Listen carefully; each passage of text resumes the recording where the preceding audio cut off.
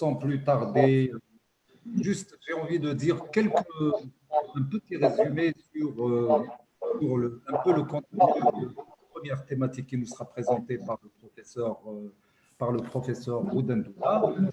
Il s'agira des formes galéniques, bien évidemment. Comme vous le savez, les formes galéniques, c'est l'art et la manière de donner une forme donc, aux médicaments. Donc, la pharmacie galénique est l'art de préparer, conserver et présenter les médicaments dans le but, bien évidemment, de trouver pour chaque substance active, donc le principe actif, la présentation la mieux adaptée pour traiter une maladie. Comme vous savez, il y a beaucoup de formes galéniques, mais aujourd'hui, avec le professeur Boudendouna, nous allons nous intéresser au MUPS, donc Multiple Unit Pellet System, qui va nous expliquer, le professeur Boudendouna, l'intérêt et bien sûr les objectifs de ces formes galéniques. Bien évidemment, chers participants à ce webinaire, nous allons répondre après les deux présentations à vos questions et je vous souhaite une bonne écoute. À vous la parole, professeur Boudendouna. Merci, docteur Touahria. Bonjour à tous et je remercie l'équipe de PharmAlliance qui nous a permis d'être là aujourd'hui pour vous présenter les MUP. Mais tout d'abord, en commençant par présenter les différentes formes à libération modifiée. Donc, forme galénique innovante en général et place des MUP dans ces formes innovantes. Donc, cette présentation, elle aura le plan suivant. Donc, on commencera par une introduction, un peu d'histoire, pour voir un peu la notion des formes innovantes, la place de la forme galénique, les formes à libération modifiée, pour essayer de voir qu'est-ce qu'on entend par forme à libération prolongée, contrôlée, retardée et tout, la classification de ces formes, enfin, les formes multiparticulaires, pour les placer un peu dans cette classification, et on parle de leur place par rapport aux gélules et par rapport aux comprimés MUP. Tout d'abord, il faut savoir que jusqu'à la fin des années 50, pour un médicament, le plus important était la substance active. C'est-à-dire que c'est la dose de la substance active qui était importante. Et donc, la forme galénique n'était considérée comme une simple présentation. C'est-à-dire, c'est juste d'avoir un beau comprimé, une belle présentation pour la donner aux malades. Et donc, tout se basait sur la relation dose-activité. Et jusque-là, les formes galéniques, on peut évoluer. Donc, c'était juste pour présenter la dose du médicament. Ça, c'est tout au début des années 50. Donc, on a, dans ces temps-là, on a beaucoup étudié et inventé de nouvelles munitions, qui sont les principes actifs, sans avoir amélioré l'armement et la forme pharmaceutique pour la présentation. Un peu d'histoire pour illustrer cela. Donc, on commence par une date de 1921 qui était celle de la découverte de l'insuline et sa commercialisation par Eli Lilly en 1921. Mais juste après, on a compris que l'insuline telle qu'elle, elle était inactive et il fallait revoir la formulation. Et donc, on a essayé parce que la molécule avait une durée de courte vie très rapide et donc elle ne pouvait pas avoir l'action au niveau de l'organisme. Et donc, on a commencé à retarder un peu la libération en essayant de rajouter un gel, de gélifier la préparation pour essayer de la rendre plus lente. Mais c'était en 1930 qu'on a pu mettre en place une suspension injectable à libération prolongée à la base d'insuline protamine zinc et qui était l'ancêtre de la libération prolongée. C'est la première fois qu'on a fait un système, c'est-à-dire on a modifié la libération par rapport à la normale. Enfin, en 1950, il y avait les travaux de Takeru Eguchi sur la compression, la physique de compression pour la fabrication des comprimés. Enfin, J.J. Wagner, qui a passé en revue les différentes formes pharmaceutiques pour étudier le devenir de ces formes pharmaceutiques dans l'organisme et comprendre quel est l'intérêt des profils de libération et d'absorption. Enfin, en 1964, il y avait la première forme innovante qui a fait l'objet d'une publication par J. Folkman. C'est une première proposition d'implant à libération contrôlée d'ordre zéro, c'est-à-dire avec une libération contrôlée et régulière. Et voilà la publication de J. Folkman dans Drug Therapy et qui donnait une libération contrôlée à partir de cet implant. Enfin, un scientifique, Alejandro Alex Zaffaroni, a sauté sur l'occasion suite aux travaux de Michael et de cet implant pour mettre en place, en 1968, une nouvelle société, mais là qui ne travaille plus sur la recherche des principes actifs qui ont été déjà découvertes, comment trouver de nouvelles présentations mieux adaptées pour le malade. Et c'était la création de la société Alza Corporation. Non, c'est les initiales de Alejandro Zaffaroni. Et c'est lui qui a introduit la notion de système thérapeutique, c'est-à-dire de formes pharmaceutiques innovantes, dont le principe, c'était d'inventer de nouveaux médicaments sans inventer de nouvelles molécules, c'est-à-dire en puisant sur les molécules existantes. En 1970, les premières sociétés qui ont suivi des chemins différents, et on peut noter la Alza Corporation, dont on a déjà parlé, qui s'occupait du développement des formes galéniques innovantes, et Elon, qui s'occupait du développement des formes à libération prolongée. Enfin, les années 80, on comptait moins de 10 sociétés spécialisées dans le développement des formes pharmaceutiques. Et dans les années 2000, on comptait jusqu'à 300 sociétés spécialisées. C'est pour voir l'importance de la présentation de la forme pharmaceutique. C'est-à-dire, toutes ces sociétés, elles ne travaillaient plus sur le développement des principes actifs, mais sur le développement de la présentation de la forme pharmaceutique. Pour illustrer cet intérêt du développement de la forme pharmaceutique, je vous ai fait une présentation pour 3 médicaments qui contiennent le même principe actif de sociétés ou de laboratoires différents et qui donnaient, après des prises répétées, des profils différents au niveau plasmatique. Parfois, les concentrations plasmatiques sont carrément insuffisantes et d'autres fois, les fluctuations sont plus importantes au niveau plasmatique. Alors que ce qui était important, c'est qu'au niveau, pour avoir l'effet thérapeutique, il faut que la concentration du médicament arrive dans le sang, dans l'écart thérapeutique, qui est compris entre la concentration maximale toxique et la concentration minimale efficace. Au-dessous de cette concentration, on rentre dans la zone d'inefficacité et au-dessus, on rentre dans la zone de toxicité. Et d'où l'importance que les concentrations au niveau plasmatique des médicaments, ils doivent être compris d'une façon la plus régulière et dans cet écart thérapeutique pour qu'il y ait l'efficacité et la sécurité de l'utilisation du médicament. Pour illustrer cela, à partir d'une forme galénique, il y a plusieurs étapes qui se succèdent.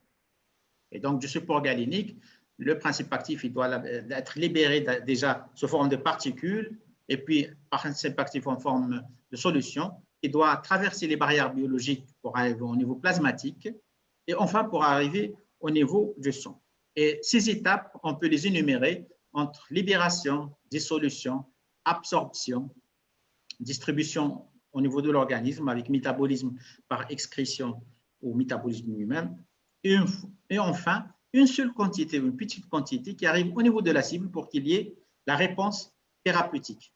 Et ce schéma montre que depuis le support galénique jusqu'à l'effet thérapeutique, on passe par différentes étapes et ces différentes étapes sont importantes dans la formulation de la présentation du médicament. C'est-à-dire jusqu'à de la libération, dissolution, jusqu'à l'absorption. Si on a bien formulé le médicament, donc on pourra libérer, enfin, il pourrait y avoir une libération et une dissolution sans qu'il y ait beaucoup de fluctuations ou de variations.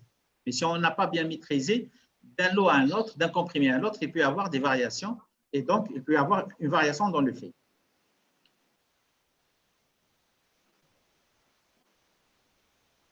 Si on reprend juste cette partie biopharmaceutique, des premières phases jusqu'à l'absorption, c'est-à-dire où on a le médicament qui contient le principe actif, les excipients, et la technologie de fabrication. Donc, il doit libérer le médicament sous forme d'une dispersion solide, c'est-à-dire c'est des particules qui contiennent le principe actif, et enfin, pour être absorbé, il doit passer en solution, donc passer par une phase de dissolution, parce que les molécules qui vont traverser les barrières biologiques, ils doivent être à l'état dissous, c'est-à-dire à l'état moléculaire, et non ionisés, pour qu'ils puissent traverser les barrières biologiques. Donc, s'il n'y aura pas dissolution, il n'y aura pas absorption. S'il n'y aura pas libération, il n'y aura pas absorption. C'est par exemple, on a un comprimé qui va rester dur sans se désagréger, par exemple, sans libérer le principe actif. Il risque d'être éliminé dans les selles sans libérer le principe actif ou sans libérer complètement le principe actif. Donc, ces étapes sont importantes et c'est des étapes qui sont prises en compte dans la formulation de la présentation pharmaceutique.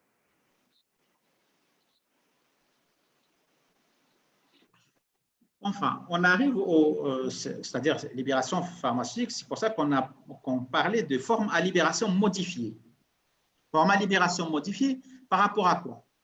C'est par rapport à la forme à libération normale ou immédiate, c'est-à-dire sans qu'on joue sur le profil de libération, sans qu'on rajoute un astuce pour c'est-à-dire un médicament, normalement, il va libérer son principe actif dans les 15 minutes et dans les 45 minutes à 1 heure, il va passer au niveau sanguin. Donc, si on veut prolonger, c'est pour prolonger ce délai, par exemple, vers 8 heures. Et donc, comment on définit ces formes à libération modifiées par rapport aux différentes pharmacopées ou par rapport aux institutions?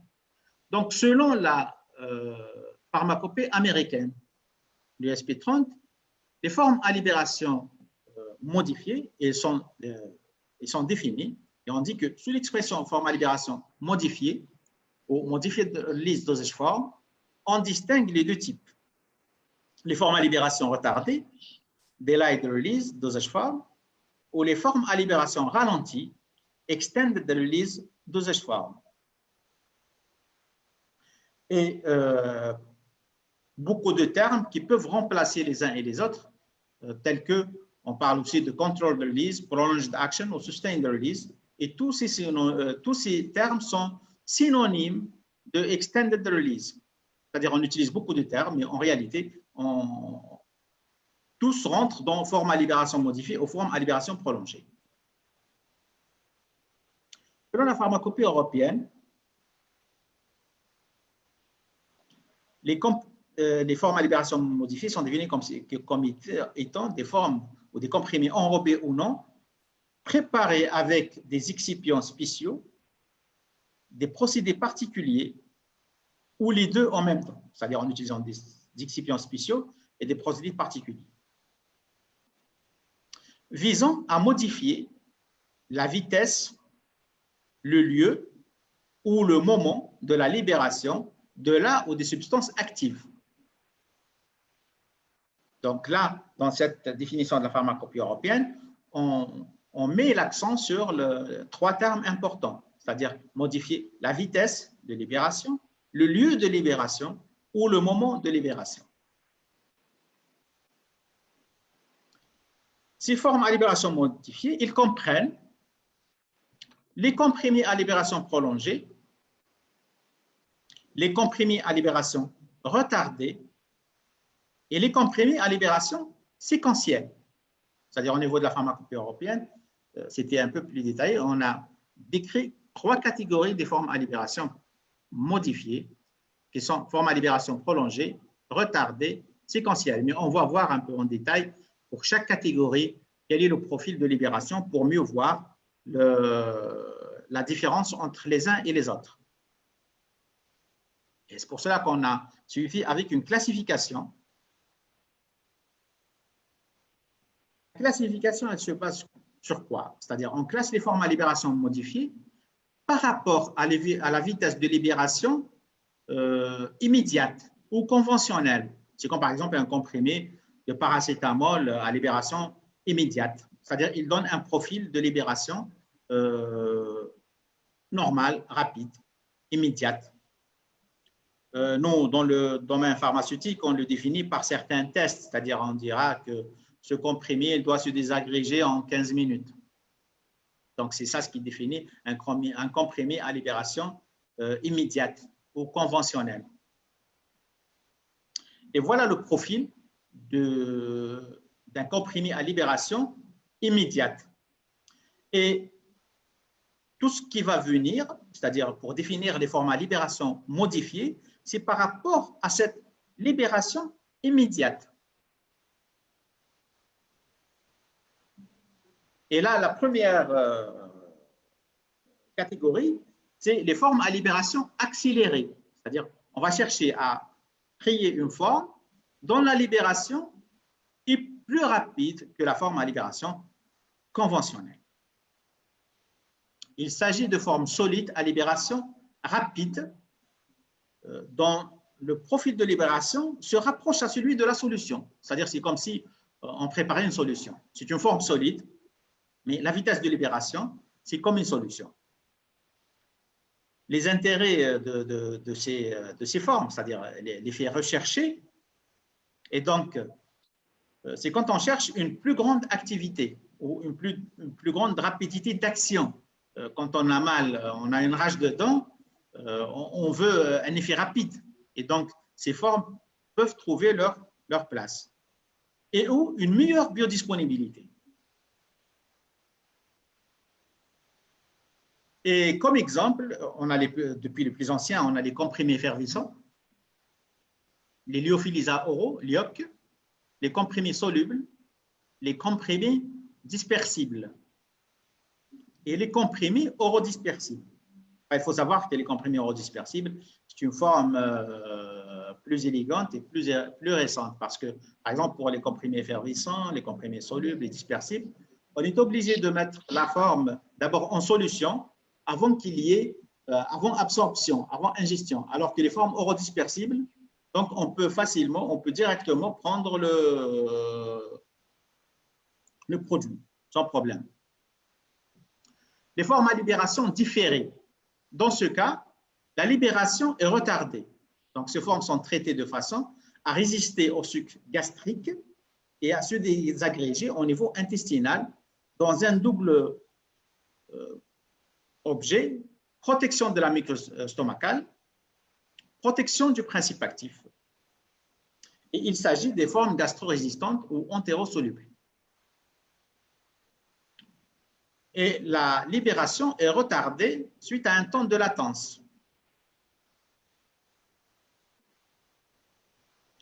Il est possible d'enrober des comprimés, des gélules, des noyaux de toutes dimensions, comme les microparticules ou même les nanoparticules. C'est-à-dire, quand on parle d'enrobage, ce n'est pas seulement le comprimé, mais on peut enrober tout ce qu'on veut. Et différentes dimensions. La libération ralentie.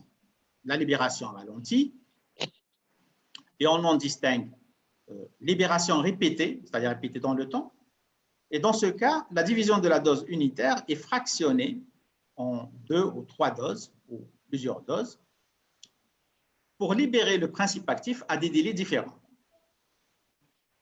Par exemple, quand c'est fractionné en 2 doses, la libération sera faite en 2 délais, donc il y aura un premier pic et un deuxième pic. Et on peut distinguer les comprimés multicouches comme comprimés bicouches ou comprimés tricouches. Libération prolongée. qui assure la rétention de la dose totale ou sa division au sein d'un système contrôlant les vitesses de libération. Et dans ce cas, la libération, ce n'est pas à des délais différents, mais elle sera prolongée dans le temps.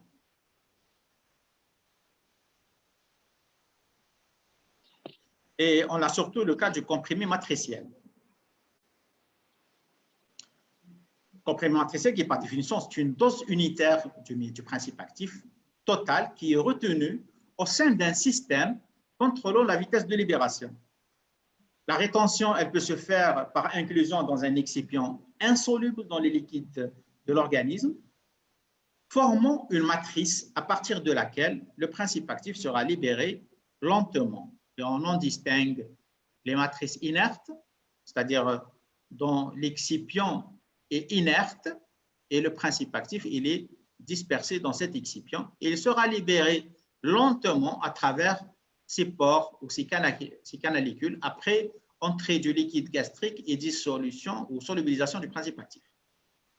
On a aussi les matrices hydrophiles dont la libération se fait après humidification et gonflement de la matrice par une libération par diffusion. Les matrices érodables dont la libération, dont le principe actif est dispersé dans un excipient qui va s'éroder et la libération se fait par érosion du principe actif. Les formes multiparticulaires, c'est-à-dire, comme on l'a dit précédemment, qu'on peut enrober des particules de toute taille. En général, dans la fabrication d'un comprimé, par exemple, on commence par une poudre quand c'est possible. Mais dans la plupart des cas, les poudres ne sont pas facilement manipulables. Donc, nous sommes obligés de passer par une opération de granulation ou différentes opérations, granulation, extrusion, sphéronisation ou agglomération, sous forme de particules plus grosses ou des pellettes facilement utilisables. Et on a un schéma qui montre un peu l'opération de granulation pour avoir les agglomérats, les granulés ou les pellettes qui vont donner des formes plus ou moins sphériques et qu'on pourra par la suite enrober pour modifier leur temps de libération. Les différentes techniques, il y en a tellement, par granulation et par voie sèche ou par voie humide, ou surtout la dernière, c'est par sphéronisation-extrusion, dont l'équipement est sur place. C'est un équipement qui permet un travail en continu, qui va donner à la fin des pellettes ou des granulés qui peuvent être par la suite utilisés tels quels si on veut une libération conventionnelle ou immédiate, ou après enrobage pour avoir la libération modifiée. Le principe de l'enrobage, il est facile, c'est-à-dire les particules qu'on avait préparées précédemment, avec un liquide d'enrobage, une solution d'enrobage, on doit l'étaler sur toute la particule, petit à petit, pour avoir une particule enrobée. Et on a dit que les particules peuvent avoir des tailles nanométriques, micrométriques, ou même des unidoses comme les comprimés. Bien sûr, cette opération d'enrobage, elle peut se faire dans des turbines classiques, mais surtout pour les opérations qui sont innovantes, il se fait dans des machines ou des mélangeurs en leader fluidisé, où les particules qui sont mises en bas, ils vont être pulvérisées par de l'air, c'est-à-dire pour être mis en turbulence, et on va pulvériser du liquide d'enrobage par le haut, par le bas, en fonction de la technique. Et avec le temps, on va suivre l'enrobage ou le pelliculage de toutes les particules, de telle manière à ce qu'on ait des granules ou des pellettes enrobées pour une libération modulée. Voilà un schéma qui montre exemple de pellettes enrobées. Ces pellettes ou ces particules enrobées, on peut les donner sous forme de gélules. Et là, l'opération, ça sera juste une opération de remplissage de gélules. C'est-à-dire qu'il faut avoir une géluleuse dédiée à cela. et on pourra faire le remplissage des pellettes. Enfin, dans des gélules, on peut mettre pas mal de choses, soit des poudres, des granulés, des pellettes, des liquides, des petits comprimés, de petits gélules, ou même les mélanges. Par exemple, on peut faire combinaison de différentes, une poudre, c'est le classique, différentes pellettes, c'est-à-dire même pas un seul. Si on veut avoir des libérations échelonnées, des liquides, des petits comprimés, des petits gélules, des liquides et des poudres, c'est-à-dire il y a différentes possibilités si on veut avoir des libérations, par exemple si on veut mettre plusieurs principes actifs ou plusieurs délais de libération. On arrive au comprimé MUP qui fait l'objet de cette présentation. Tout d'abord, c'est pour que vous compreniez comment on fait un comprimé. Donc, j'ai fait un slide pour expliquer qu'un comprimé est obtenu d'abord par un mélange de principes actifs, des excipients fonctionnels et des diluants. On fait le mélange, après on rajoute des lubrifiants et on fait le mélange final et on passe à la compression.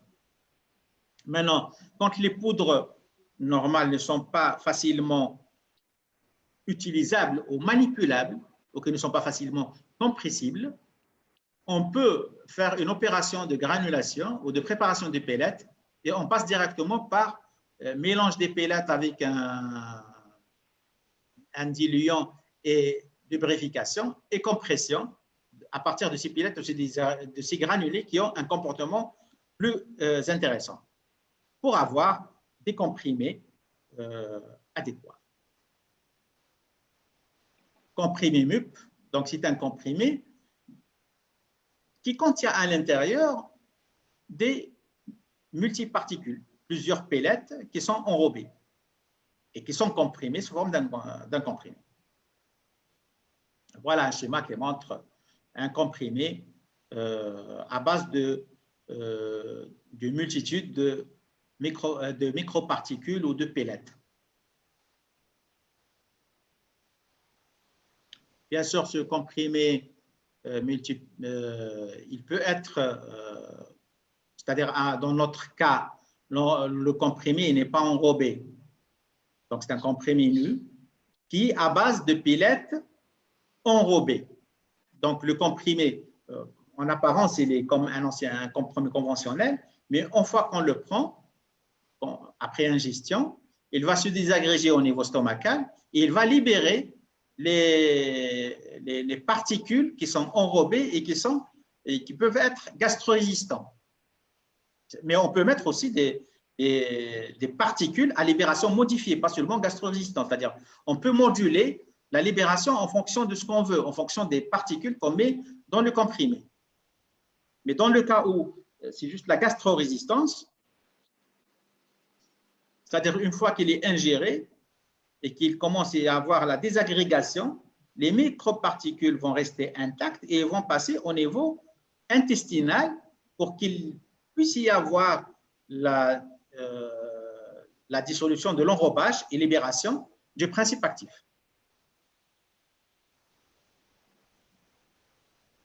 Il faut comprendre que par rapport au comprimé,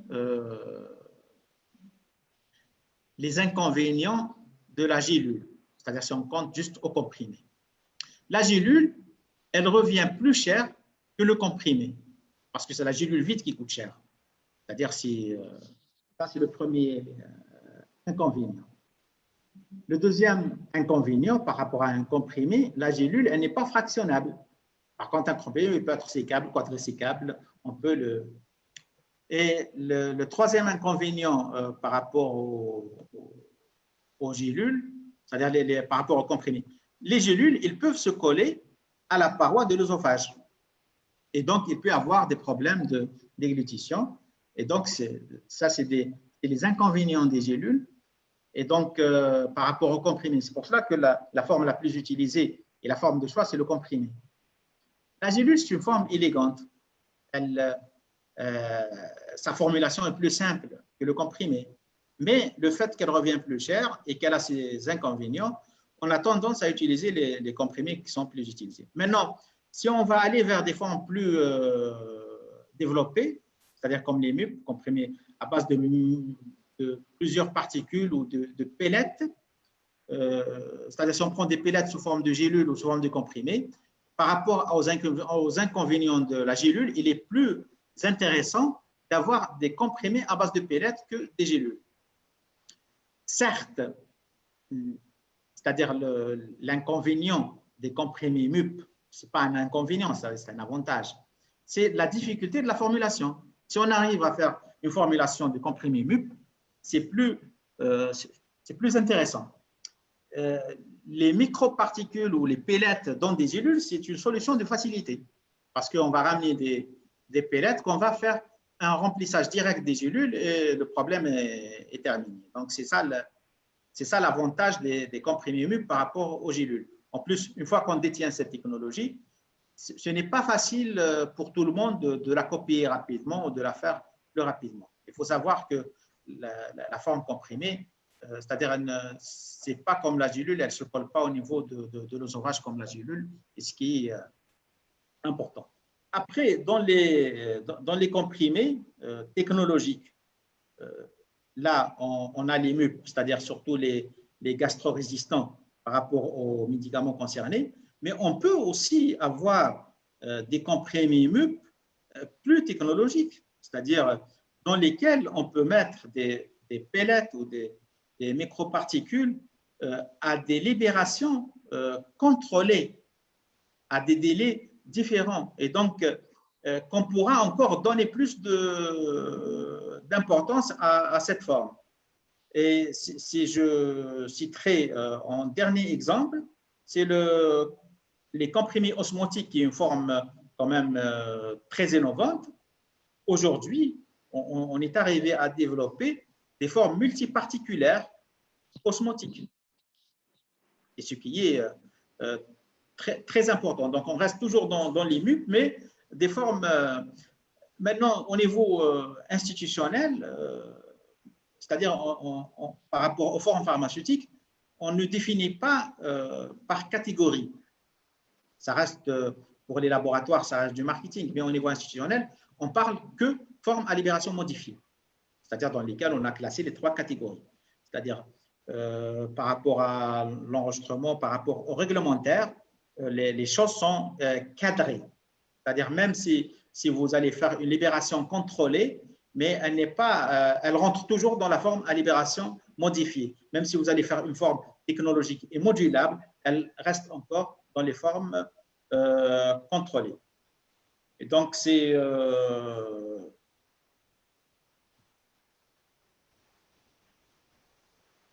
j'ai écoulé mon temps, donc on pourra dire que je reste à votre disposition pour toutes les questions possibles. Et je passe la parole à Dr Touahriya pour la suite. Professeur Boudendouna, pour cette brillante présentation qui était très claire. Je suis certain que nos participants, pharmaciens, médecins, vont devoir bénéficier donc de votre présentation. Donc, vous avez parlé des différentes formes galéniques, bien évidemment.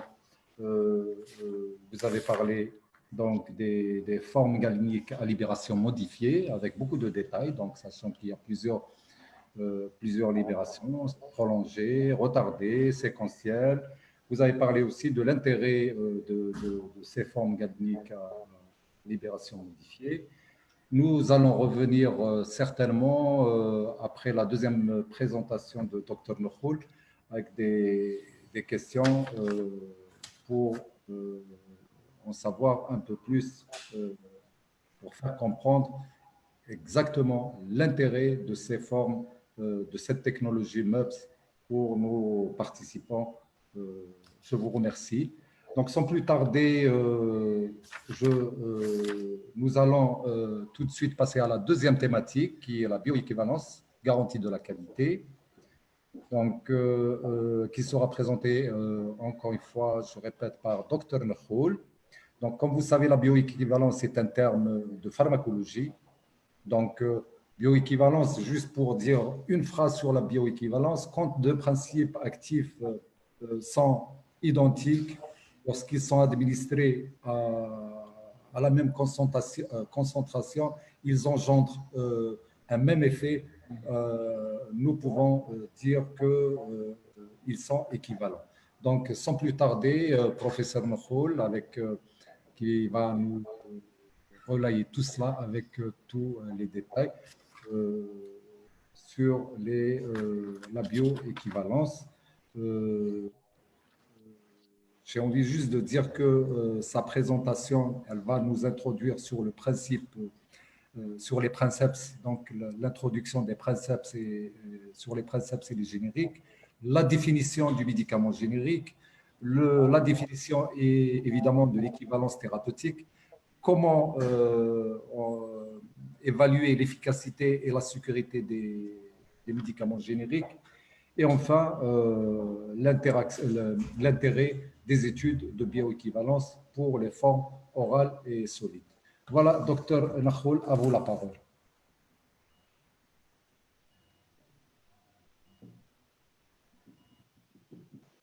Excusez-moi.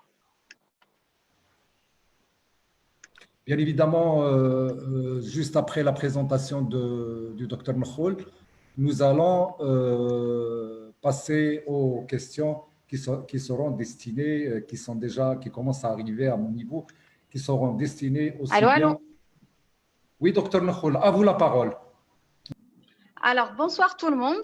La conférence d'aujourd'hui porte sur la bioéquivalence. Elle est intitulée « La bioéquivalence garantie de la qualité ». Alors, je vais vous faire une petite introduction, vous définir c'est quoi le médicament générique, c'est quoi l'équivalence thérapeutique, ensuite, comment évaluer l'efficacité et la sécurité des génériques, ensuite, qu'est-ce que la bioéquivalence, et enfin, la nécessité des études de bioéquivalence pour les formes orales solides. Alors, en introduction, petit rappel, le médicament princeps, ou ce qu'on appelle médicament de référence, est une molécule innovante qui, lorsqu'elle est fabriquée, elle est protégée par un brevet. Cette molécule innovante, c'est-à-dire que c'est une molécule qui apporte un bénéfice thérapeutique nouveau pour traiter une maladie donnée et qui est mise sur le marché.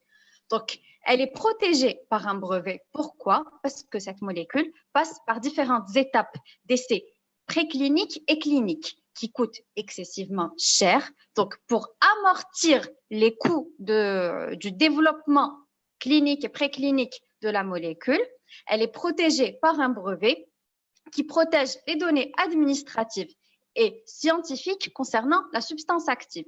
Ce brevet dure entre 10 à 20 ans. C'est-à-dire que le laboratoire qui a découvert cette molécule, ça lui permet de tirer les bénéfices des investissements inhérents au développement du médicament. Par contre, lorsque le brevet tombe dans le domaine public, bien sûr, le dossier pharmaceutique peut être vendu à n'importe quel laboratoire fabricant des génériques, comme Pharmalliance, Mérinal, Saïdal ou autres. Et ensuite, on pourra fabriquer ce qu'on appelle le médicament générique. À ce moment-là, pour le médicament générique, le principe actif est déjà connu. On ne fait plus d'essais précliniques et cliniques étant donné que le laboratoire qui a fabriqué ou qui a développé le médicament de référence les a déjà fait parce qu'on connaît déjà la molécule, donc le principe actif, mais on est obligé de démontrer l'équivalence thérapeutique du médicament générique fabriqué par rapport à son principe, ce qu'on appelle des essais d'équivalence thérapeutique. Alors, qu'est-ce qu'un médicament générique? Alors, un médicament générique, c'est un médicament qui possède la même quantité, la même composition qualitative et quantitative en principe actif, la même voie d'administration, ce qu'on appelle des équivalents chimiques, aussi la même forme pharmaceutique, donc des équivalents pharmaceutiques. Aussi, ils doivent avoir le même effet thérapeutique par rapport au princeps, donc ils doivent aussi permettre l'interchangeabilité du générique avec son princeps. Les excipients peuvent être identiques ou différents, tout cela pour démontrer l'équivalence thérapeutique. Concrètement, d'après si on veut parler d'équivalence thérapeutique et expliquer c'est quoi, un produit est jugé thérapeutiquement équivalent à un autre si il contient à la fois le même principe actif ou entité thérapeutique et si cliniquement il possède le même profil d'efficacité et d'innocuité que pour le produit princeps pour lesquels ces notions ont été établies. En pratique, la démonstration de l'équivalence thérapeutique se fait par plusieurs méthodes au cas par cas. Nous avons des méthodes in vitro, qui sont ce qu'on appelle les essais de biodissolution, et nous avons des méthodes in vivo, qui sont la bioéquivalence, qui sont principalement la bioéquivalence. Alors, maintenant, comment évaluer l'efficacité des génériques? L'efficacité et la sécurité du principe actif contenu dans le médicament générique a déjà été démontrée pour le médicament princeps. Donc, nous n'avons pas besoin de refaire des essais précliniques et cliniques, c'est-à-dire pour démontrer l'efficacité du principe actif, c'est-à-dire qu'il a un effet thérapeutique. Par exemple, si on parle du paracétamol en tant que principe actif, nous n'avons plus à démontrer sa qualité d'antipyrétique parce qu'elle est déjà connue. On n'a plus à démontrer ses effets indésirables puisqu'ils ont déjà été étudiés en long et en large. Par contre, là, on change de formulation. La formulation du générique n'est pas la même que le princeps. Donc, la preuve de l'efficacité et de la sécurité du médicament générique est apportée par les études biopharmaceutiques, par le dossier biopharmaceutique où on a la partie études de bioéquivalence principalement. Alors, c'est un critère de qualité qui, selon les recommandations de l'ICH, rapporte directement à la notion d'efficacité. Alors, excusez-moi, j'ai une diapo qui s'est intercalée. Elle aurait dû venir avant. C'était la définition de l'OMS du médicament générique. Bon, je vais vous la redire quand même. Les génériques sont des copies de médicaments princeps tombés dans le domaine public, contenant la même quantité de principes actifs et présentés sous la même forme pharmaceutique. Ils doivent être équivalents thérapeutiques aux princeps et de ce fait interchangeables. Et aussi, la chose qu'on ne doit pas oublier, c'est que le médicament générique doit présenter un avantage économique. Ça veut dire qu'il doit être beaucoup moins cher. Il ne peut pas s'aligner au prix du princeps. Pourquoi? Le princeps est cher à cause de l'argent investi par le laboratoire inventeur lors du développement de la molécule. Par contre, le générique, il a pris le dossier tel quel. Le dossier pharmaceutique tel quel. Il n'a eu qu'à faire soit des essais in vitro, soit des essais in vivo, au cas par cas. Donc, ici, in vivo, c'est les études de bioéquivalence pour démontrer l'équivalence thérapeutique du médicament générique au médicament princeps. Alors, maintenant, qu'est-ce que la bioéquivalence? On dit que deux médicaments, alors c'est la définition donnée par l'OMS et par la FDA, deux médicaments sont bioéquivalents s'ils sont équivalents du point de vue pharmaceutique. Ça veut dire quoi? Donc, ça veut dire que c'est le même principe actif, à la même forme pharmaceutique, même voie d'administration et bien sûr la même dose, et si leur biodisponibilité après administration de la même dose molaire est suffisamment voisine pour que l'on puisse s'attendre à des effets essentiellement identiques. Donc, équivalence des biodisponibilités veut dire quoi? Même quantité de principe actif dans la circulation sanguine et même vitesse d'absorption du principe actif dans la circulation sanguine. Mais que veut dire la biodisponibilité? La biodisponibilité, c'est la fraction de la dose de médicaments administrés qui atteint la circulation générale et la vitesse à laquelle elle l'atteint, ceci après administration extravasculaire du médicament. Ça veut dire quoi concrètement? Prenons cet exemple. Par exemple, on donne 20 mg de 150 mg de ranitidine en gélule à un patient. Le patient le prend, on fait plusieurs prélèvements à différents temps. On aura différentes concentrations. Bien sûr, on le donne par voie orale. On pourra avoir la cinétique de la molécule. On pourra calculer une surface sous la courbe qui reflète le taux, qui est le reflet du taux d'exposition de l'organisme aux médicaments. Ça veut dire la réelle quantité de principes actifs qui passent dans la circulation générale et donc qui est présente dans le corps du patient. Et nous avons la Cmax et la Tmax qui sont reflets de la vitesse. La Cmax, c'est la concentration maximale qu'atteint le principe actif dans la circulation générale et la Tmax, c'est le temps nécessaire pour l'atteindre. Donc, quand on parle de biodisponibilité, on a 3 paramètres. Donc, Cmax, Tmax pour parler de la vitesse et l'AUC, donc surface sous la courbe, SSC, surface sous la courbe, ou en anglais, on a tendance plus à dire en bioéquivalence AUC, Area Under the Curve. C'est en anglais qui reflète la réelle quantité qui passe dans la circulation générale. Donc, quand je vous dis qu'en bioéquivalence, on compare les biodisponibilités du princeps et du générique, ça veut dire qu'on va comparer les AUC et les Cmax et la Tmax. Alors, donc, je disais que les études de bioéquivalence sont des études de biodisponibilité comparative du générique et du princeps. On va comparer les profils pharmacocinétiques, donc les profils des concentrations médicamenteuses dans un liquide biologique, en fonction du temps. Ce liquide biologique, ça peut être le sang ou l'urine, ça dépend.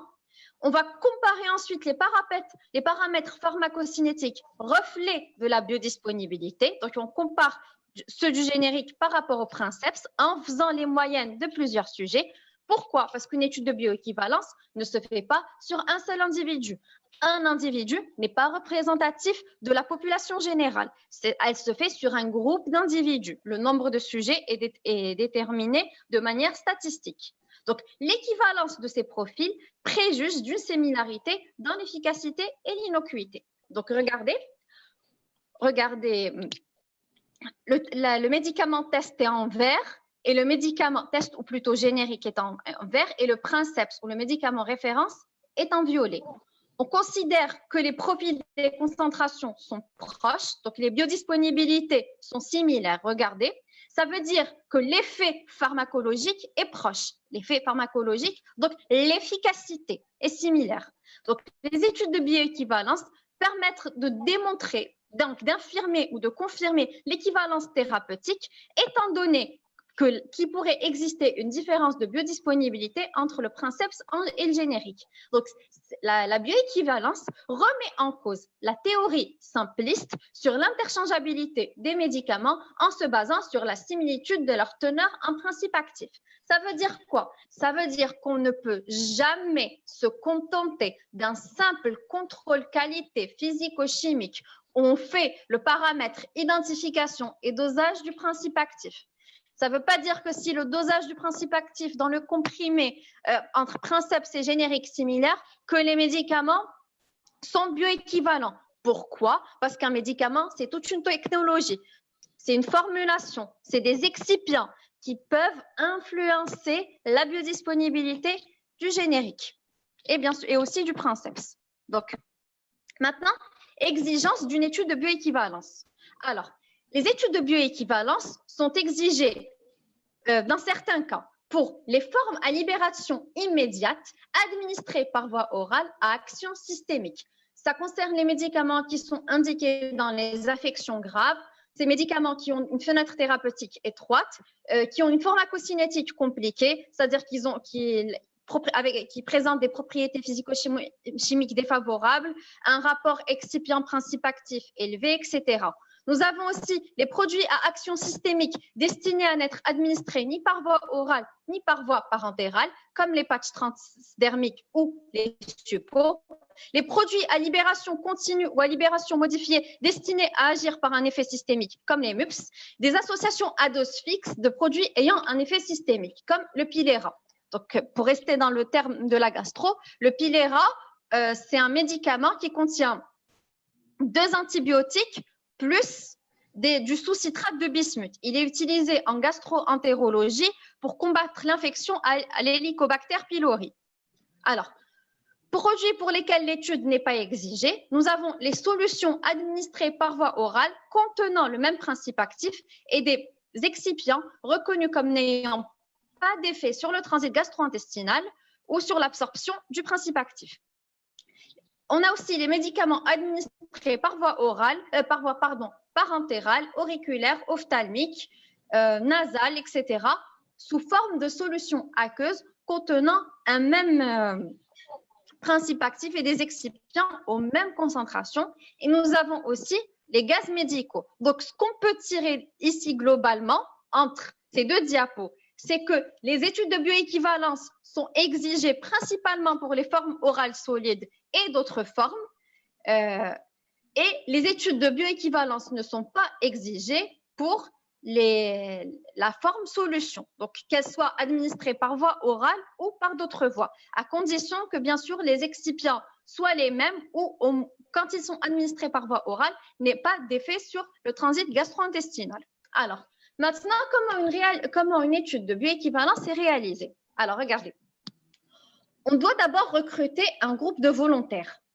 Ensuite, ces volontaires sont répartis en deux groupes. Un groupe, on lui donne le médicament générique et l'autre groupe, on lui donne le médicament princeps. On mesure les concentrations sanguines de la molécule active, c'est-à-dire du principe actif chez chaque groupe, lors d'une période 1, c'est-à-dire lors d'une première date. Par exemple, aujourd'hui, nous sommes le 26 juin. 15 jours après, on rappelle ces mêmes volontaires.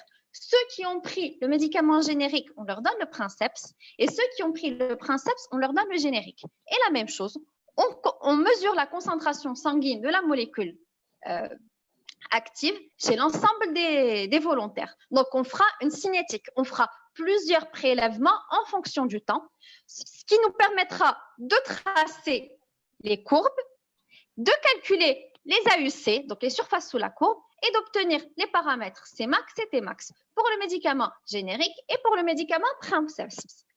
Une fois qu'on aura calculé ces paramètres pharmacocinétiques pour le princeps et pour le générique, on fera des moyennes. Ensuite, donc on aura moyenne générique, moyenne princeps pour chaque paramètre pharmacocinétique. Ensuite, on calculera les ratios générique-princeps. Il faudrait que les ratios et leurs intervalles de confiance à 90% soient inclus dans les limites réglementaires 80 à 125%. Ça veut dire quoi? Ça veut dire que quand on calcule le ratio et qu'on calcule son intervalle de confiance, ces deux paramètres ne doivent pas présenter plus de 20% de différence, pour déclarer leur bioéquivalence. Et ceci est le même critère au niveau international, parce qu'il est considéré par les différentes instances internationales, que ce soit l'FDA, le MEA, Santé Canada et autres institutions, qu'il ne doit pas y avoir plus de 20% de différence entre le médicament générique et le médicament princeps pour juger qu'ils soient similaires, c'est-à-dire qu'ils présentent la même efficacité. Regardez par exemple ici. Alors là, on a le ratio des moyennes et là, nous avons l'intervalle de confiance. Donc, en rose, nous avons les médicaments bioéquivalents. Leur ratio est inclus dans le 80-125 et leur borne aussi. Là, nous avons un médicament dont le ratio est inclus dans les 80-125. Il est de 100 exactement, mais qui déborde, dont les bornes débordent. On ne peut pas conclure à la bioéquivalence. On dit carrément que ce sont deux médicaments non bioéquivalents. Là, nous avons carrément un médicament qui est inférieur à 80%. Donc, je dis bien ratio et intervalle de confiance. Les deux doivent être compris entre 80 et 125%. C'est le ratio générique sur princeps. Donc, il faut conclure à cela. Il faut plutôt démontrer cela pour pouvoir conclure à la bioéquivalence de deux formulations. Alors maintenant, on va parler de la nécessité des études de bioéquivalence pour les formes orales solides. Les formes orales solides, professeur Bodnona les a bien énumérées tout à l'heure. Nous avons les gélules, les comprimés, ils peuvent être à libération prolongée, on peut avoir des MUPS, on peut avoir des comprimés nus, enrobés, différents types de gélules. Ce qui différencie ces formes galéniques par rapport aux autres formes de la voie orale, donc la solution, la suspension, l'émulsion, etc., c'est qu'on a ce qu'on appelle la désintégration et la dissolution. Ce sont des étapes qui conditionnent la biodisponibilité des formes orales. Alors, qu'est-ce qui va se passer? Quand on prend un médicament, donc un comprimé de paracétamol, ce comprimé doit se désintégrer. Ça veut dire quoi?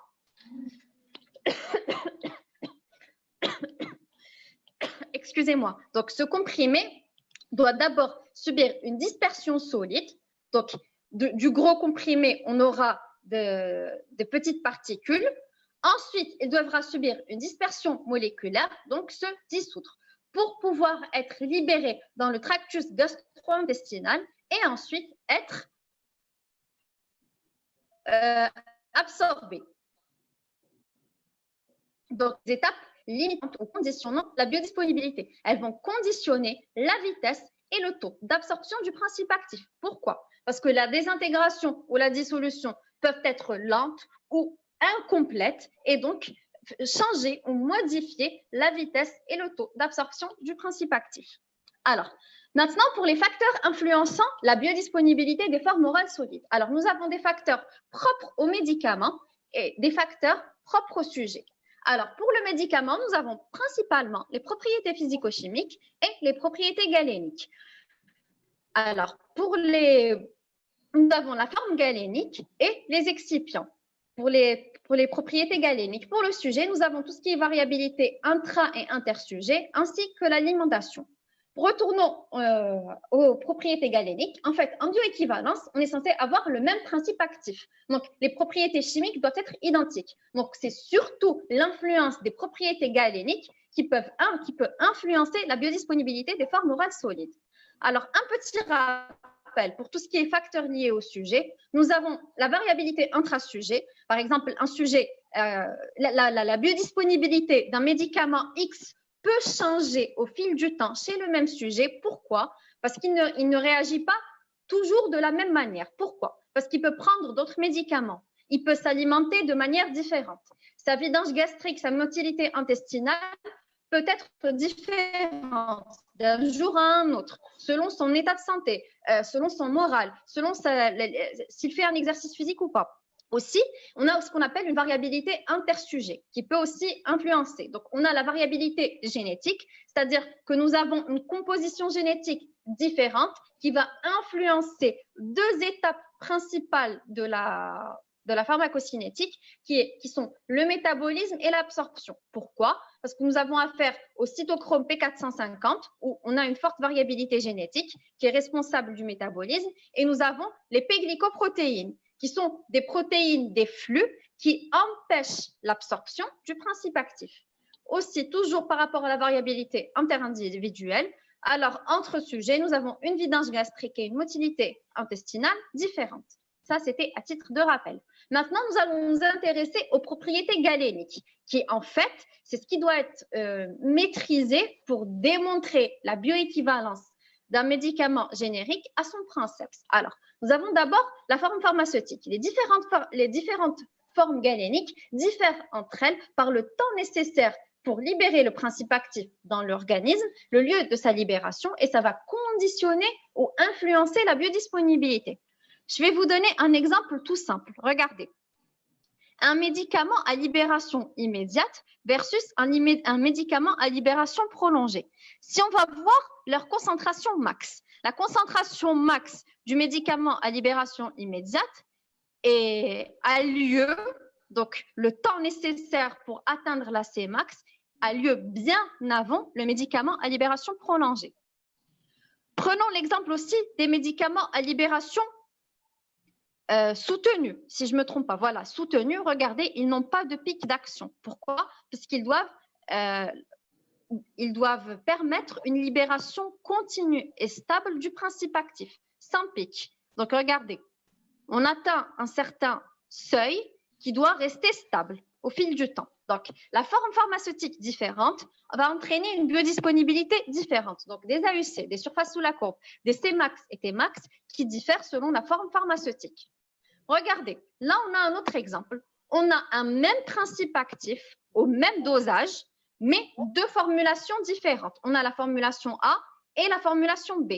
La formulation A, c'est un comprimé à libération conventionnelle. La formulation B, c'est un MUPS ou une gélule gastro-résistante. Regardez, nous avons des AUC identiques, mais des Cmax et Tmax différents selon la forme pharmaceutique. La libération conventionnelle, nous avons une Cmax très rapide, parce que voilà, c'est une libération conventionnelle. Par contre, un gastro-résistant, la libération est retardée. Alors, on ne peut pas démontrer la bioéquivalence ni l'interchangeabilité entre les deux formes, même si à la base, nous avons le même principe actif au même dosage administré par la même voie d'administration. Et on aurait pu même avoir la même forme pharmaceutique, donc comprimé. L'autre facteur qui peut influencer la biodisponibilité des formes orales solides, c'est les excipients. Alors, les excipients sont à la base des substances inertes par elles-mêmes sur la maladie, mais qui agissent sur la libération du principe actif. Elles peuvent améliorer sa biodisponibilité ou, au contraire, ralentir la dissolution en retardant l'absorption. Alors, j'ai deux exemples à vous donner. Nous avons les lubrifiants qui accélèrent la dispersion du principe actif, comme l'amidon et les mélanges effervescents. Et nous avons les tampons qui améliorent la dissolution du principe actif et des fois même sa tolérance, comme le carbonate de calcium. Donc, un autre exemple, excusez-moi, on a le même principe actif, même dosage, 3 formulations différentes, A, B et C. Ça veut dire que les excipients sont différents. Quand les AUC ont été calculés, elles sont similaires. Donc, les surfaces sous la courbe sont similaires. Ça veut dire que la quantité qui atteint la circulation générale est similaire. Mais la Cmax et la Tmax sont différentes. Regardez, la formulation A nous donne carrément des concentrations qui partent dans la zone toxique. La formulation B nous donne des concentrations qui sont dans l'intervalle thérapeutique, donc entre l'intervalle minimum et maximum. Et la formulation C nous donne des concentrations qui n'atteignent pas le seuil thérapeutique. Donc, même si les AUC sont similaires, mais les pics d'action et les moments où a lieu le pic d'action sont différents. Donc, les biodisponibilités sont différentes. Il est impossible de démontrer la bioéquivalence et à coup sûr, l'efficacité sera différente. Maintenant, l'impact de ces formes orales solides sur l'efficacité thérapeutique. Quand la bioéquivalence est démontrée, l'équivalence thérapeutique est démontrée, l'efficacité du générique est similaire au princeps et on aura possibilité d'interchanger entre le princeps et le générique. Par contre, quand la bioéquivalence n'est pas démontrée, la Cmax et la Tmax peuvent être différentes, donc le délai et le pic d'action du médicament peuvent être différents. On pourra soit être dans la zone thérapeutique, soit infrathérapeutique ou suprathérapeutique. L'AUC peut être différente, donc on aura un possible surdosage ou sous-dosage. On aura des difficultés à adapter la dose à administrer et le rythme d'administration. Illustrons ça par des exemples. Là, c'est une étude de bioéquivalence qui a été réalisée lors du développement d'une formulation d'oméprazole. Alors, ils avaient donné l'oméprazole princeps en fasting condition. Fasting, ça veut dire à jeun. Et fat condition, il a été comparé au générique qui était en train d'être formulé. Regardez, lors de la formulation, les deux médicaments avaient des Tmax différents. Donc, le délai d'action du médicament était différent. Regardez, le médicament en rouge avait un Tmax de 5,5 et le médicament en jaune, l'autre formulation, avait de 3 heures. Et là, ça veut dire que même si les Cmax étaient similaires, donc les concentrations maximum étaient similaires, mais le temps pour avoir ce pic d'action ou le délai nécessaire pour avoir ce pic d'action est différent. Qui dit pic différent dit effet différent, dit possibilité d'effets pharmacologiques différents. On aura l'impossibilité de démontrer la bioéquivalence. Alors, une autre étude, là c'est une étude réalisée par la FDA. Alors, c'est un inhibiteur calcique en gélules gastro-résistants. Qu'est-ce qui a été fait? Regardez, les ratios, test sur référence, donc générique sur princeps. Là, c'est la moyenne des Cmax et là, c'est la moyenne des AUC. Déjà, première des choses, on voit que c'est inférieur à 80%. Alors, la Cmax et l'AUC du princeps sont beaucoup plus élevés que celui du générique. Alors, le princeps ne se dissout qu'à un pH fortement alcalin, contrairement au générique, au niveau du tractus gastro-intestinal. Donc, la libération massive du princeps a lieu dans l'iléon. on n'a pas une libération graduelle comme pour le générique tout au long de l'intestin. Bien sûr, de cette gélule gastro-résistante. Alors, aussi, ce qu'on sait, c'est que ce principe actif, il interagit avec le cytochrome P3A4 et la P-glycoprotéine. Et on sait que sur le plan physiologique, on a plus de P-glycoprotéines et de cytochrome au niveau du jéjunum et du duodénum qu'au niveau de l'iléon. Ça veut dire quoi? Ça veut dire que le princeps, vu qu'il est libéré d'une manière massive au niveau de l'iléon, et au niveau de l'iléon, il y a peu de P-glycoprotéines et de cytochrome P3A4. Donc, ils vont peu interférer avec la quantité de médicaments biodisponibles. Ils ne vont pas diminuer la quantité. Par contre, le générique, dont la libération était graduelle, donc sa libération commence déjà au niveau du duodénum et du jéjunum, ces deux derniers vont détruire le principe, plutôt, au niveau de ces deux parties-là, le principe actif va se retrouver en quelque sorte détruit par la cytochrome P3A4 et aussi la P-glycoprotéine empêchera son absorption. Ce qui fait qu'on a des biodisponibilités disponibles. Donc, la quantité de médicaments biodisponibles pour le générique est beaucoup plus faible que celle du princeps. Donc, la biodisponibilité du princeps est plus élevée que celle du générique. Le générique est non bioéquivalent au princeps. On a un risque de sous-dosage du générique et à ce moment-là, l'HTA est non maîtrisée. Pour conclure, les études de bioéquivalence permettent de démontrer la similarité pharmacocinétique du médicament générique avec son princeps. Ceci permet de démontrer l'efficacité similaire et l'interchangeabilité entre princeps et générique. C'est un gage de qualité du médicament générique. Et je vous remercie. Merci, Dr Nakhoul, pour cette riche présentation. Franchement, nous découvrons tout un monde dans la biodisponibilité, bien évidemment, la bioéquivalence. Je disais tout à l'heure qu'il y a un lien étroit entre les formes galiniques, donc la technologie des formes galiniques et la biodisponibilité. Donc aujourd'hui, ces nouvelles technologies, notamment celles que nous avions découvert avec le professeur Boudendouna, la technologie MUPS a été adaptée par l'industrie pharmaceutique comme alternative aux formes galiniques conventionnelles à libération immédiate. Donc, ces technologies, ces nouvelles formes galiniques nous offrent une biodisponibilité accrue et des propriétés, bien évidemment, pharmacologiques améliorées. Donc, sans plus tarder, nous allons passer aux questions des participants. Nous avons un nombre important de questions, aussi bien pour Dr Boudendouna que pour Dr Nakhoul. Donc, je commencerai par vous, Dr Boudendouna. La première question.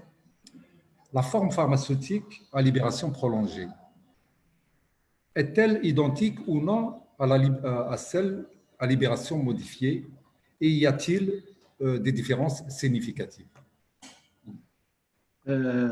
Merci pour la question.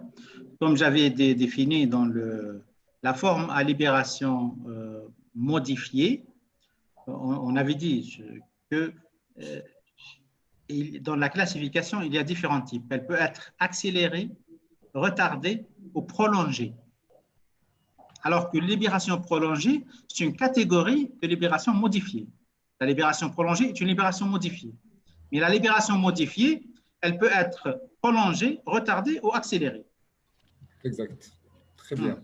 C'est ça la réponse. Il y a une question d'un participant qui dit, voilà, docteur, est-ce que, pour les comprimés MUPS, est-ce que l'étape de compression peut influencer sur les pellets, sachant qu'il y a ces formes-là, et quelles sont les conséquences exactement? Et comment peut-on optimiser cette étape? Il parle de l'étape, bien sûr, de compression. Hein. Oui, dans cette étape de compression, c'est-à-dire dans la technologie de la compression, quand on a des particules qui sont facilement compressibles, qu'est-ce qu'il arrive? c'est que les forces de compression qu'on va utiliser peuvent être faibles. On peut utiliser des forces faibles pour avoir le comprimé. Par contre, quand les particules ne sont pas facilement compressibles, on est obligé d'appliquer des forces importantes. C'est-à-dire l'intérêt d'utiliser des granulés ou des pellets qui doivent avoir des propriétés ou des aptitudes à la compression intéressantes, c'est pour pouvoir compresser à faible force de compression. Et comme ça, de telle manière à ce qu'il n'y aura pas un effet, que l'enrobage ne sera pas abîmé. Mais tout cela doit être optimisé au moment de la formulation. Il faut comprendre que la formulation, c'est pour un générique, MEP ou autre, c'est minimum 3 ans. C'est-à-dire on ne va pas du jour au lendemain c'est-à-dire on va optimiser les conditions de fabrication avant de le mettre sur le marché, tout en contrôlant les différentes étapes et les différents essais. Parfait. Merci, merci pour la clarté de votre réponse, Dr Boudendouna. Je reviendrai par la suite vers vous. J'ai une question pour Dr Nokhoul. Dr Nokhoul, pourquoi dans les études de bioéquivalence, le nombre des participants est réduit? J'enchaîne avec une deuxième question. Doit-on faire des études in vivo et in vitro ou une seule suffit? Doit-on faire les études in vivo et in vitro à la fois? Ou alors doit-on seulement nous contenter de faire une seule?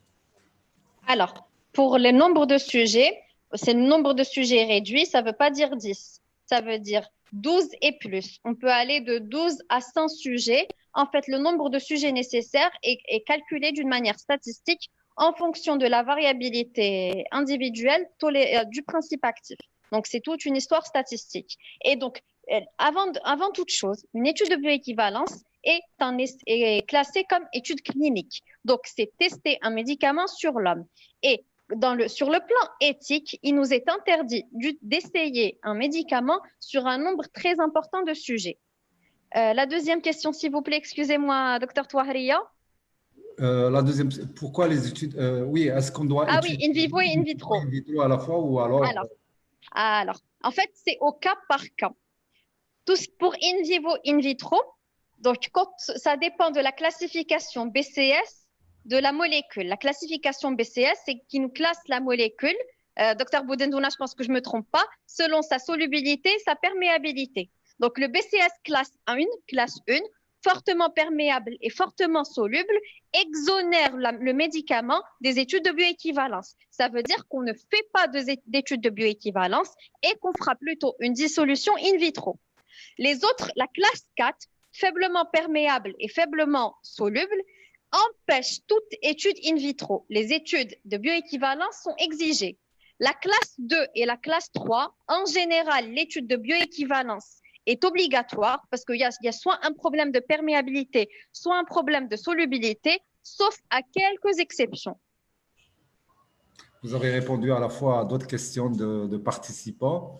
Une autre question pour vous, et puis tout de suite après, je reviendrai vers Dr Boudendouna. Alors, concernant l'intervalle de paramètres admis, est-ce que c'est un intervalle qui a été défini par une règle européenne?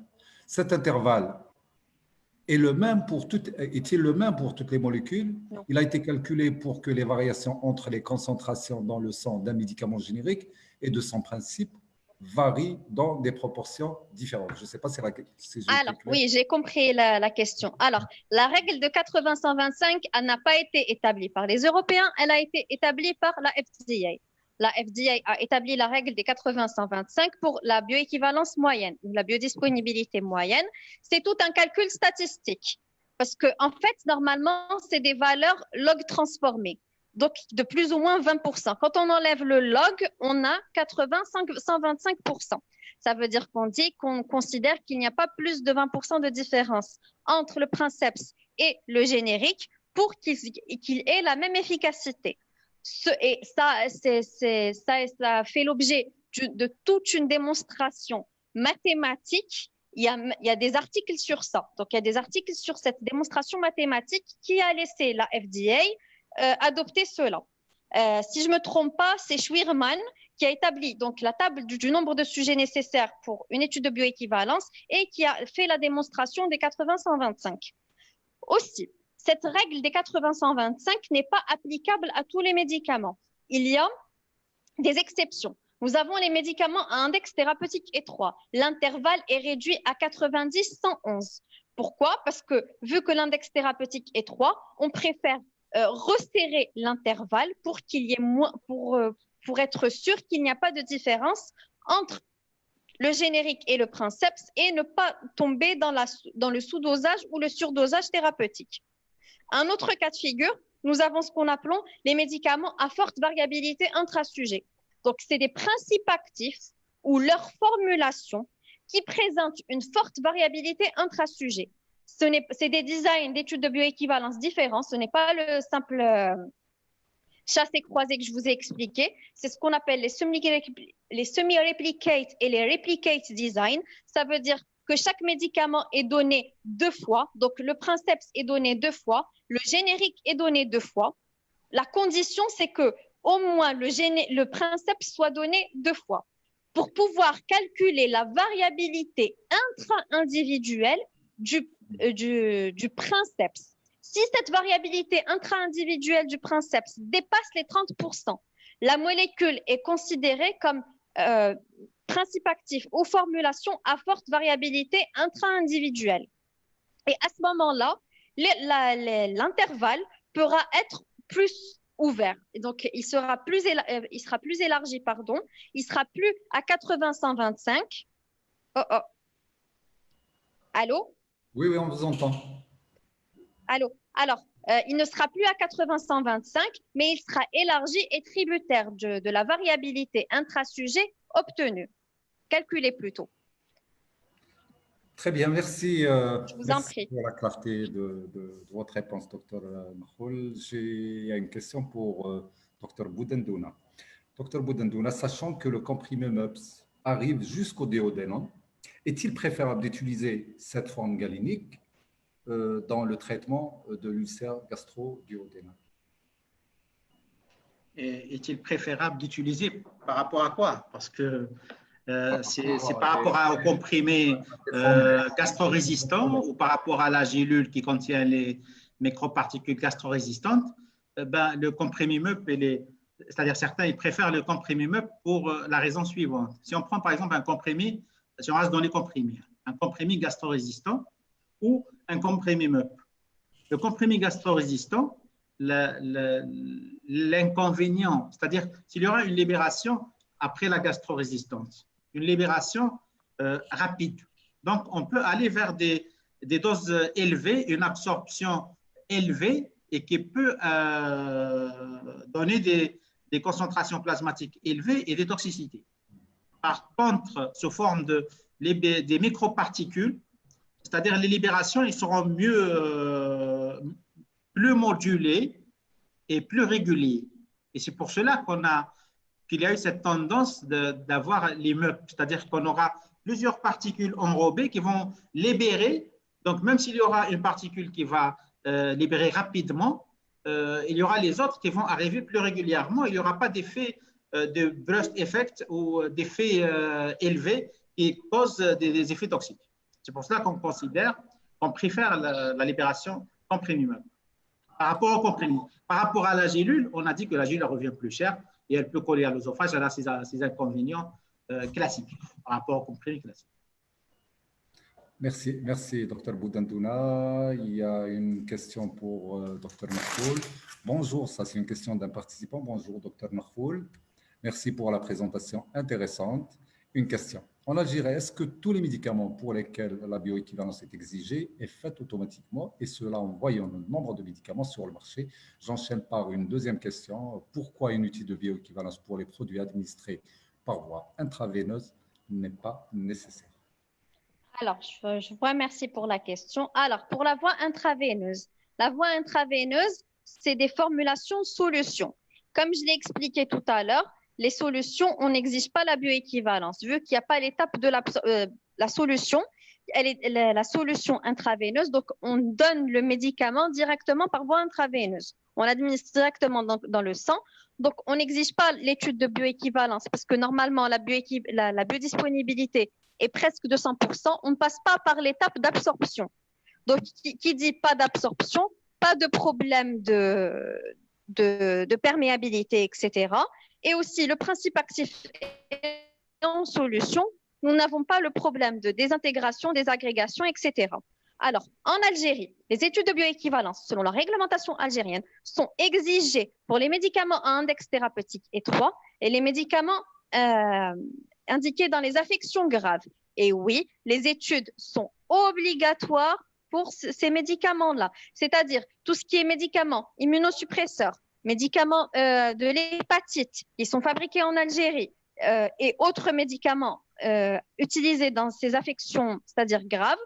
Les études de bioéquivalence sont exigées. Le médicament n'est pas enregistré s'il n'y a pas une étude de bioéquivalence jointe. Au-delà de cela, d'autres molécules, comme certaines molécules de la gastro, certaines molécules de la cardio, les producteurs locaux font des études de bioéquivalence et déposent des dossiers d'études de bioéquivalence. Ils font des études de bioéquivalence à l'étranger, ils nous ramènent des dossiers, on les évalue et on conclut ou non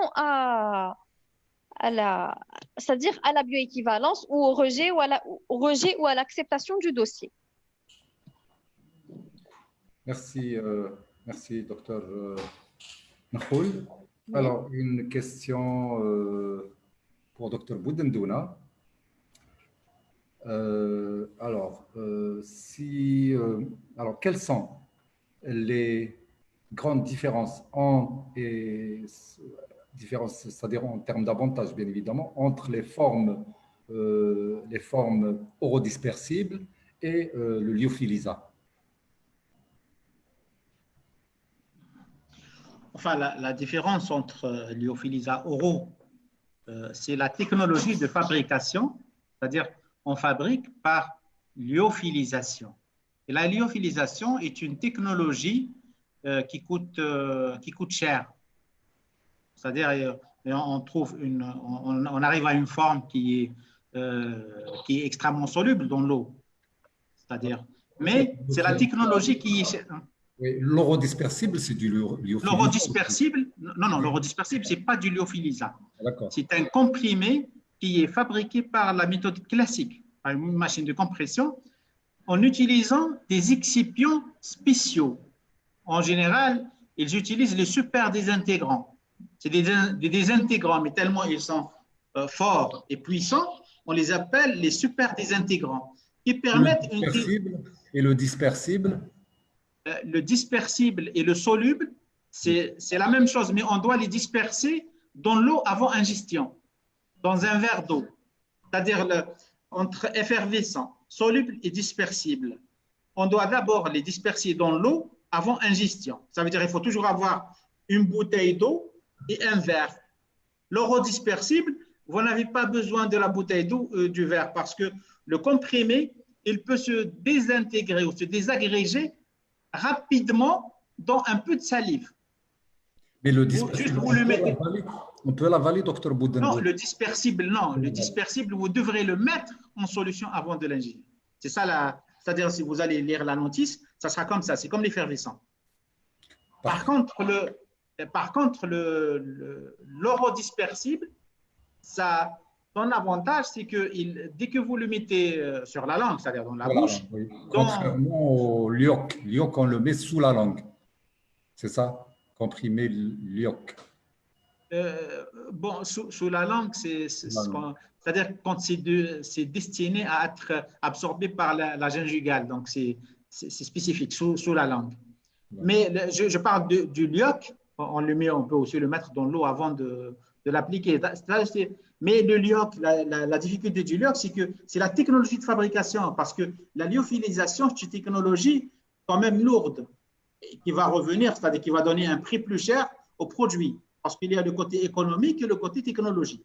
La difficulté technologique, donc on passe par lyophilisation, et qui va revenir le produit plus cher, et sachant que le lyoc, c'est une forme française, donc qui est importante, mais face à l'orodispersible, la seule différence avec les comprimés conventionnels, ils utilisent des désintégrants qui sont très forts, qu'on appelle les super désintégrants. Et la désagrégation se fait dans un petit liquide, c'est-à-dire dans un peu de salive sur la bouche. Et en général, c'est des comprimés qui se désagrègent en moins d'une minute.